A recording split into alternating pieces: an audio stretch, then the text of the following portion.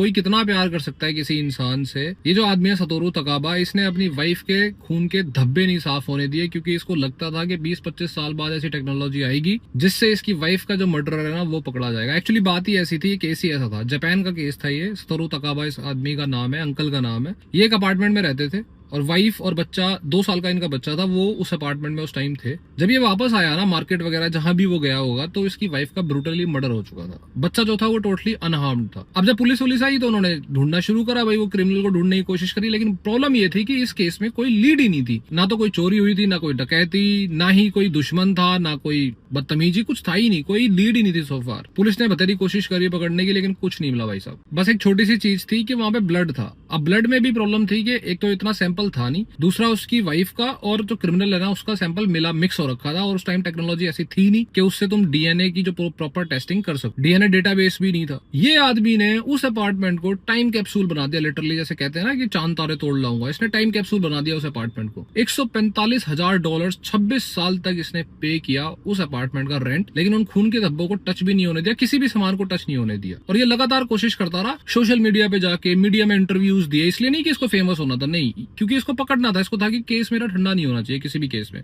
In fact एक time पे तो जब 15 साल गुजर गए ना, तो जापान में एक लॉ होता था कि भाई 15 साल के बाद में केस बंद कर दो, अगर तुम्हें कुछ मिल नहीं रहा है तो फालतू के रिसोर्सेस वेस्ट कर रहे हो, कुछ मतलब नहीं बन रहा। इस आदमी ने एनजीओ ज्वाइन करे और वहां से जो लॉ मेकर्स होते हैं ना, पार्लियामेंट में जो लोग बैठते हैं, उनके पास जा जाके इसने इतनी अच्छी लॉबिंग करी कि भाई फोर्स करा उनको, और एक नेशनल लेवल का जापान का लॉ चेंज कराया कि 15 साल के बाद में भी जांच हो सकती है। उसके बाद भी ऐसा नहीं है कि पुलिस ने डायरेक्टली पकड़ लिया, फिर भी ये कोशिश करता रहा कि पुलिस ऑफिसर्स को कन्विंस करे, कुछ हो। फाइनली एक पुलिस ऑफिसर जो है वो एग्री करा, उसने केस को रीओपन करा। और उस टाइम जो डीएनए की टेक्नोलॉजी थी ना वो ऐसे आ चुकी थी कि अगर छोटा सा भी सैंपल है ना, उसमें ब्लड भी मिले हुए हो किसी और के, तब भी वो उस सैंपलिंग से पता कर लेंगे किसका ब्लड है। ऊपर से जापान के पास डेटाबेस भी अच्छा खासा आ चुका था। उसने रन करा टेस्टिंग उस ब्लड सैंपल से जो 26 साल पुराना था, और आप सरप्राइज हो जाओगे कि वो डीएनए जो है वो किससे मिला। एक्चुअली उनकी स्कूल की पुरानी एक दोस्त थी जो उनके ही अपार्टमेंट के बगल में रह रही थी कई सालों से। उसकी प्रॉब्लम ये थी कि जब वो 10th क्लास में थे सारे, तब उस लड़की का प्रपोजल सतोरू तकावा ने रिजेक्ट कर दिया था। अब उसकी जो होने वाली वाइफ है उस पे उसने उस चीज का गुस्सा निकाला। इस आदमी ने लिटरली चांद तारे तोड़ दिए यार।